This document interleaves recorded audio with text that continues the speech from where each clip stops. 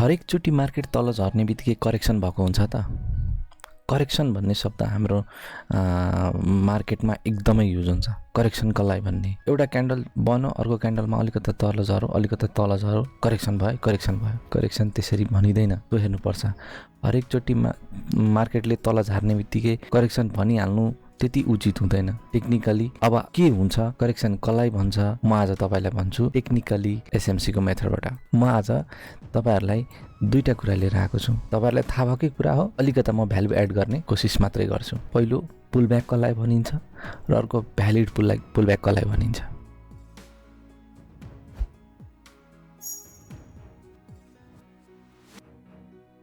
नमस्ते साथीहरू, अब हामी स्टार्ट गर्न गइरहेको छौँ हाम्रो एसएमसी अन्तर्गत रहेको बाँकी पार्टहरू, पुलब्याक र भ्यालिड पुलब्याक।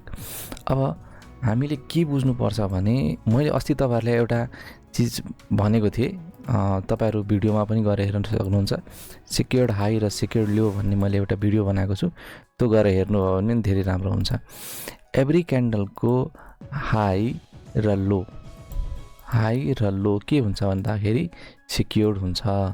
सबैको योभन्दा माथि अथवा तल गयो भने मात्रै हामी त्यसलाई के भन्ने गर्छौँ भने अप ट्रेन्डमा जाँदैछ कि डाउन ट्रेन्डमा जाँदैछ। ट्रेन्ड होइन, अप जाँदैछ कि डाउन जाँदैछ, ट्रेन्ड भन्न मिल्दैन भन्ने कुरा हामीले बुझ्नुपर्छ, पहिलो कुरा। अर्को कुरा मैले के भनेको थिएँ त्यो भिडियोमा भने, इनसाइड क्यान्डलहरूको महत्त्व छैन। इनसाइड क्यान्डलहरू भनेको यो सेक्योर्ड हाई र सेक्योर्ड लोको बिचमा बनेको क्यान्डलहरूको महत्त्व छैन, हामी यसलाई इग्नोर गर्छौँ। यति कुरा बुझ्नुभयो? बुझेको हुनुहुन्न भने मेरो पहिलो भिडियो बनाएको छ, त्यो गएर हेर्नु होला, त्यसपछि फेरि यसमा आउनु होला, न त बुझ्न अलिकति गाह्रो हुन्छ। Okay, let's go to this. यसलाई मैले डिलिट गरेँ र अब जाउँ। पुलब्याक भनेको कस्तो हो भने, जस्तै यहाँनिर हेरौँ हामी, म डाइरेक्ट आज तपाईँलाई चार्टमै लगेर देखाउँछु, कति के बनाइराख्नु पर्छ चार्टमै देखाइदियो। कुनै पनि चार्ट लिन सकिन्छ, मैले यसको लिए भन्दैमा होइन, कुनै पनि लिन सकिन्छ है, न म कसैको प्रचार गरे है। ओके, सो यहाँ हेरौँ त, यो क्यान्डललाई हेरौँ है त। अहिले यो क्यान्डललाई हेरौँ, यो क्यान्डलको लो यहाँ छ र हाई यहाँ छ होइन। अब हामीले एक्ज्याक्ट हेर्ने कोसिस हेर्दाखेरि त यो रातो क्यान्डलको भित्र यो दुईवटा क्यान्डल बनाएको छ, करेक्सन भएको थोडी हो। यहाँ गयो, माथि गयो, फेरि तल झर्थ्यो, यो तल झर्ने बित्तिकै आज मार्केट करेक्सन भयो। करेक्सन यसरी भनिँदैन, यो शब्द जहाँ पनि युज गर्नु हुँदैन। र अर्को कुरा, पुलब्याक त यहाँ देखिन्छ, हेर्नु है, यहाँबाट यसरी बडो मार्केट यहाँसम्म गयो, यहाँबाट यहाँ तल झऱ्यो, यहाँसम्म लो आएको हो नि त, फेरि एकचोटि हाई त यहाँसम्म गएकै हो, त यो पुलब्याक भएको देखिन्छ। यहाँदेखि यहाँ तलसम्म पुलब्याक भएको देखिन्छ। तर पुलब्याक हुने बित्तिकै हामीले यसलाई भ्यालिड पुलब्याक भन्न मिल्दैन। भ्यालिड पुलब्याक तब मात्रै हुन्छ जब यो क्यान्डलभन्दा बाहिर क्यान्डल निस्किन्छ। यसलाई ब्रेक गरेर तल गयो, यसलाई ब्रेक गरेर यो तल गयो, यसको हाई र लो दुइटै ग्र्याब गरिदिएको छ होइन। यो पनि तल आयो, यसको लोलाई पनि यसले तल गर्दै यो लो यहाँ बनायो, यसको लोलाई यसले तोडेर यहाँ गइदियो। अब हेर्नु त, यहाँसम्म लो लिएको लैछ। अब यो लो कति जान्छ भन्नु त कसरी भन्नु त? अब फिक्सै भएन नि, हरेकचोटि तल गयो भने लो कति जान्छ कसरी भन्ने? यो लोएस्ट पोइन्ट हो भनेर कसरी थाहा पाउने?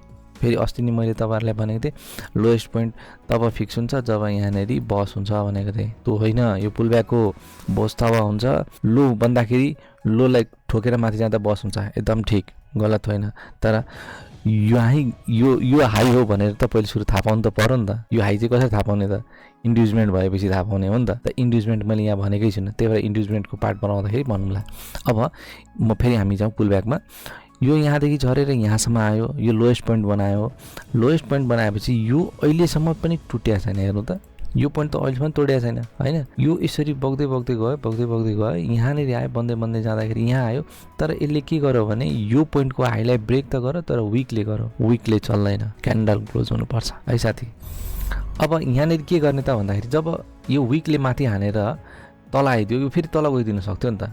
त्यही भएर के भने विकले चल्दैन, यो तल आइदियो भए के गरिदिन्थ्यो, यहाँनिर ओपन भयो, फेरि योभन्दा यो यहाँ क्लोज भएको थियो, योभन्दा अझै तल गइदियो, क्लोज ओपन भयो, फेरि माथि गयो, फेरि अर्को यहाँनिर ओपन भइदियो, के गर्ने, तल गए हुन्थ्यो। त्यही भएर क्यान्डलको विकले इम्पोर्टेन्ट राख्दैन।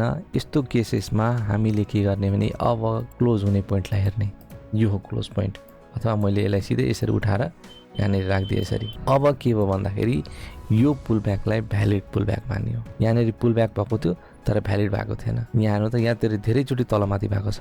यहाँ गयो फेरि यहाँ गयो तलमाथि त कति गरेछ कि सबैलाई पुलब्याक भन्दै बस्ने होइन, त्यसरी भन्न मिल्दैन, त्यो गलत बुझाइ हुन्छ। पुलब्याक भनेको जहिले पनि यो यसको फर्स्ट क्यान्डलको लोएस्टलाई क्रस गरेकै हुनुपर्छ। क्रस गरेर गयो 1 2 3 क्रस नन स्टप गरेछ, यसको हाईलाई पनि त क्रस गर्नु पर्यो नि। हाईलाई क्रस गर्दाखेरि चाहिँ यहाँ क्रस गर्यो र माथि क्यान्डल क्लोज गर्यो। अब यो भयो भ्यालिड पुलब्याक है त साथीहरू। अब तपाईँहरूलाई मैले त यसको बनाएर भने तपाईँलाई मैले होइन।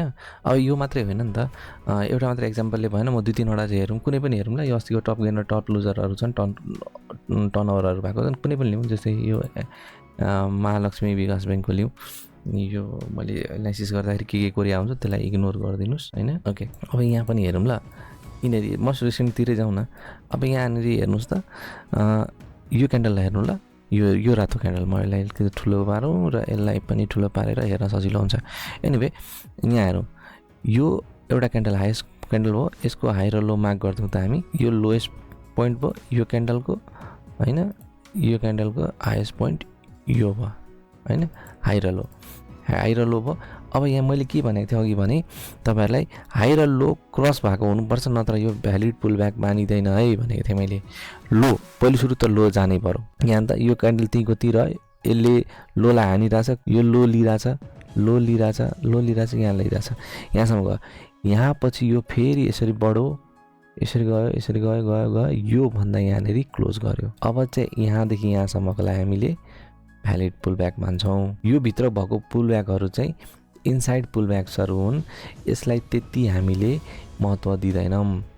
यो चाहिँ कुरा कसमा आउँछ भने तपाईँलाई अर्डर फ्लो हामीले पढ्दाखेरि हामीले त्यतिखेर बुझ्छौँ ल है त। अर्डर फ्लो पनि आउँछ पार्ट, अर्डर फ्लो एकदम इम्पोर्टेन्ट छ हेर्नु। त्यही भएर यो माथि भयो, यो त डाइरेक्ट यो माथि त जस्तो अघि त यहाँनिर के थियो विक लागेको थियो, विक माथि हामीले गरेको थियौँ होइन। यस्तो अघि यसो सरक आएको थियो, विकमा हानेको थियो, तर विकले भएन, क्यान्डल क्लोजै भनेको थियो मैले। त्यही अनि यहाँ गयो, यहाँ आएर हामीले क्लोज गऱ्यौँ यसलाई। अब के भयो त यहाँदेखि यहाँसम्म भ्यालिड पुलब्याक भयो।